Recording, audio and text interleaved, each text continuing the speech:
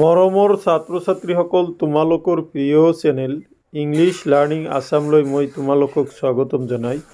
আজি মই তোমালোকৰ অহা HS ফাইনেল এক্সামিনেশ্যনৰ প্ৰস্তুতি হকে পাৰ্ট এৰ পৰা 12টা দীঘল প্ৰশ্নৰ সমাধান লৈ উপস্থিত হৈছোঁ।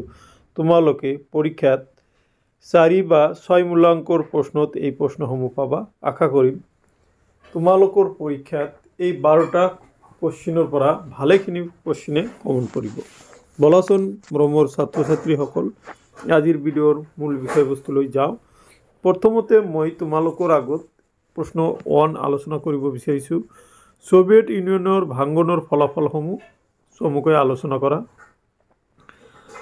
ইয়াতে এনসাৰটো হ'ব সোভিয়েট ইউনিয়নৰ ভাঙন বা পতনৰ ফলাফল বা পৰিণতিসমূহ হ'ল 1. শীতল যুদ্ধৰ সমাপ্তি।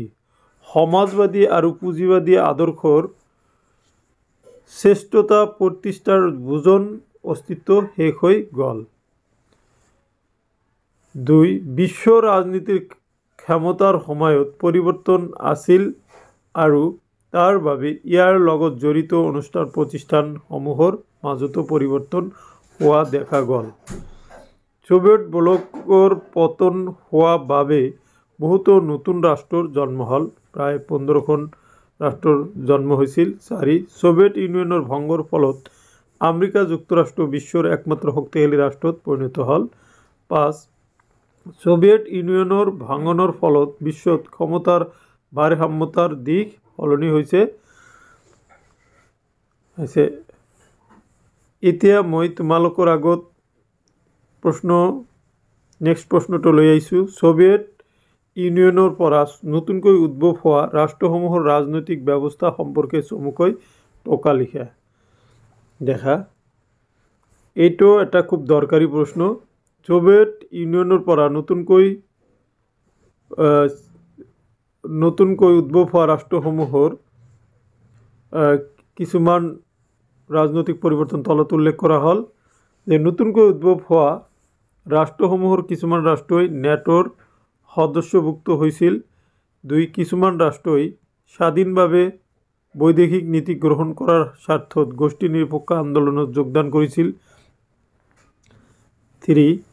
কেন্দ্ৰীয় এছিয়াৰ দেশসমূহৰ নিজৰ ভৌগোলিক অৱস্থানৰ সুবিধা গ্ৰহণ কৰি ৰাছিয়া, চীন, আমেৰিকা আদি দেশৰ লগত মধুৰ সম্পৰ্ক ৰক্ষাৰ ব্যৱস্থা গ্ৰহণ কৰে। 4. ইয়াৰ উপৰিও কিছুমান দেশ, বিশেষকৈ পূৰ্ব ইউৰোপৰ দেশসমূহে ইউৰোপীয়ান ইউনিয়নৰ লগত থকা ব্যৱস্থা গ্ৰহণ কৰে। এতিয়া মই তোমালোকৰ আগত নেক্সট চেপ্টাৰৰ প্ৰশ্নখিনি আলোচনা কৰিম। ইউৰোপীয় সংঘৰ 2টা অৰ্থনৈতিক আৰু 2টা সামৰিক প্ৰভাৱ উল্লেখ কৰা। ইয়াতে দিয়া আছে ইউৰোপীয় সংঘৰ অৰ্থনৈতিক প্ৰভাৱ। নম্বৰ 1, অৰ্থনৈতিক ক্ষেত্ৰত ইউৰোপীয় সংঘই আমেৰিকা যুক্তৰাষ্ট্ৰতকৈ 3 গুণ বেছি অংশ বিশ্ব বাণিজ্যত দখল কৰি আছে। ইয়াৰ উপৰিও ইউৰোপীয় সংঘৰ ইউৰোৱে আমেৰিকাৰ ডলাৰৰ প্ৰত্যাহ্বান জনাবলৈ সক্ষম হৈছে। এতিয়া ইউৰোপীয় সংঘৰ সামৰিক প্ৰভাৱ। সামৰিক ক্ষেত্ৰত ইউৰোপীয় সংঘই বিশ্বৰ ভিতৰতে দ্বিতীয় প্ৰভাৱশালী স্থানত আছে আৰু ইয়াৰ ব্যয় যথেষ্ট বেছি। ইউৰোপীয় সংঘৰ 2 সদস্য ৰাষ্ট্ৰ ব্ৰিটেইন আৰু ফ্ৰান্স পাৰমাণৱিক অস্ত্ৰৰ অধিকাৰী, যাৰ হাতত 550টা পাৰমাণৱিক ক্ষেপণাস্ত্ৰ আছে। নেক্সট, ভাৰত আৰু চীনৰ মাজত সম্পৰ্কৰ বিষয়ে চমুকৈ আলোচনা কৰা। কেইবাবাৰো মই তোমালোকৰ আগত আলোচনা কৰিছোঁ, গতিকে এইটো মই তোমালোকৰ স্ক্ৰীনশ্বটৰ সুবিধা কৰি দিম। যিবিলাকে নতুন ছাত্ৰ, নতুনকৈ সংযোগ হৈছে, তোমালোকে এইটো চাই লোৱা। অ'কে,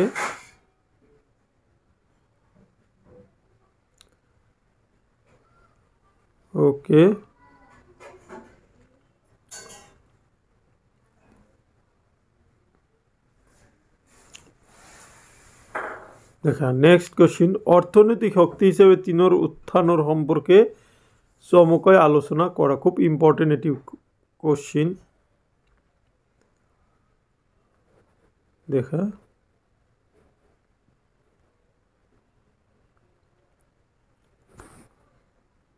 ওকে,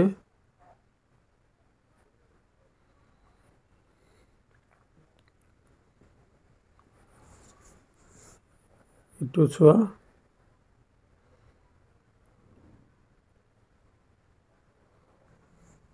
তোমালোকে মই চলো কৰি দিছোঁ স্ক্ৰীনশ্বট মাৰি ল'বা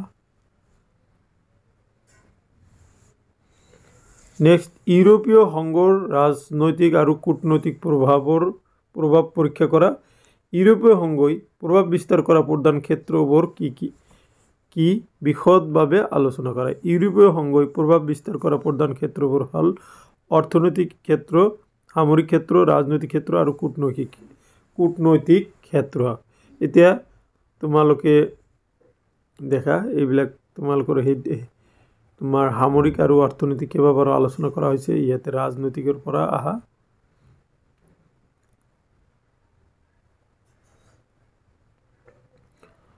কূটনৈতিক ক্ষেত্ৰটো চোৱা ওকে এতিয়া মই তোমালোকৰ আগত আসিয়ানৰ লক্ষ্য আৰু সাফল্য বৰ্ণনা কৰা ওকে আসিয়ানৰ ফলাফল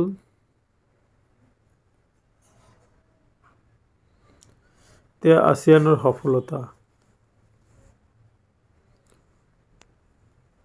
ওকে এতিয়া সাৰ্কৰ উদ্দেশ্য আৰু গুৰুত্ব সমূহ লিখা 1985 চনত দক্ষিণ এছিয়াৰ ৰাষ্ট্ৰসমূহৰ মাজত বিভিন্ন দিশত সহযোগিতা বজাই ৰক্ষাৰ বাবে দক্ষিণ এছিয়াৰ আঞ্চলিক সহযোগিতা চমুকৈ সাৰ্ক গঠন কৰা হয় সাৰ্কৰ মূল উদ্দেশ্যসমূহ হ'ল নম্বৰ 1 সমগ্ৰ দক্ষিণ এছিয়াৰ লোকসকলৰ কল্যাণ সাধন কৰা 2 দক্ষিণ এছিয়াৰ লোকসকলৰ জীৱনৰ মানদণ্ড উন্নত কৰা 3 দক্ষিণ এছিয়াৰ অৰ্থনৈতিক উন্নয়ন দ্ৰুতগামী কৰা 4 দক্ষিণ এছিয়াৰ ৰাষ্ট্ৰসমূহৰ মাজত সামূহিক নিৰ্ভৰশীলতা সৃষ্টি কৰা আৰু পাৰস্পৰিক বিশ্বাস আৰু বুজাবুজিৰ সৃষ্টি কৰা 6 নম্বৰ অৰ্থনৈতিক সামৰিক সাংস্কৃতিক আৰু বিজ্ঞানৰ বিষয়ত সহযোগিতা সৃষ্টি কৰা 6 দক্ষিণ এছিয়াৰ ৰাষ্ট্ৰসমূহে আন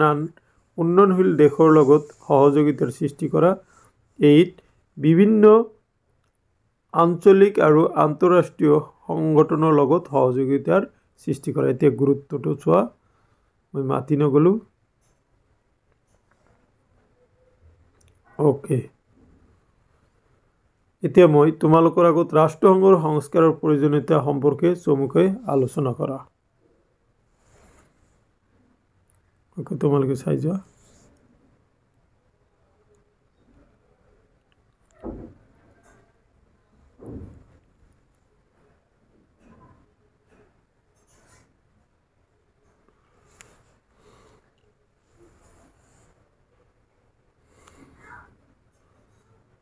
ওকে এতিয়া দেখা বিশ্বজনীন নিৰাপত্তাৰ যিকোনো দুটা প্ৰত্যাহ্বানৰ বিষয়ে লিখিব দিছে ইয়াতে মই 5টা দিছোঁ তোমালোকে অকণমান আলোচনা কৰিব লাগিব যেহেতু দীঘল প্ৰশ্ন বিশ্ব দৰিদ্ৰতা স্বাস্থ্য শিক্ষা সন্ত্ৰাসবাদ আৰু গোলকীয় উষ্ণায়ন এই গোটেইকেইটা তোমালোকে অকণমান আলোচনা কৰি দিব লাগিব যেহেতু দীঘল প্ৰশ্ন নেক্সট বিশ্বায়নৰ সপক্ষে দুটা আৰু বিপক্ষে দুটা যুক্তি দিয়া দেখা বিশ্বায়নৰ সপক্ষে দুটা যুক্তি নম্বৰ 1 বিশ্বায়নৰ ফলত বিভিন্ন দেশৰ মানুহে যিকোনো দেশত ব্যৱসায় বাণিজ্য কৰিবলৈ সক্ষম হৈছে বিশ্বায়নৰ ফলত বিশ্বৰ উন্নত প্ৰযুক্তি বিদ্যাসমূহ সকলো দেশে গ্ৰহণ কৰিব পাৰিছে বিশ্বায়নৰ বিপক্ষে দুটা যুক্তি বিশ্বায়নৰ দ্বাৰা বহুজাতিক কোম্পানী বা পুঁজিপতিসকলে ৰাষ্ট্ৰসমূহত হস্তক্ষেপ কৰাৰ সুবিধা পৰ্যায়ত পায় যিটো ৰাষ্ট্ৰৰ সাৰ্বভৌমত্বৰ ক্ষেত্ৰত প্ৰশ্নৰ চিহ্নৰ অৱতাৰণা কৰিছে 2 বিশ্বায়নৰ ফলত ক্ষুদ্ৰ আৰু থলুৱা ব্যৱসায়ী ধ্বংস বা ক্ষতিগ্ৰস্ত হৈছে তাৰপিছত দেখা বিশ্বায়নৰ সাংস্কৃতিক পৰিণতিসমূহৰ বিষয়ে লিখা তোমালোকক এইটো কৈ নাযাওঁ তোমালোকে চাই যোৱা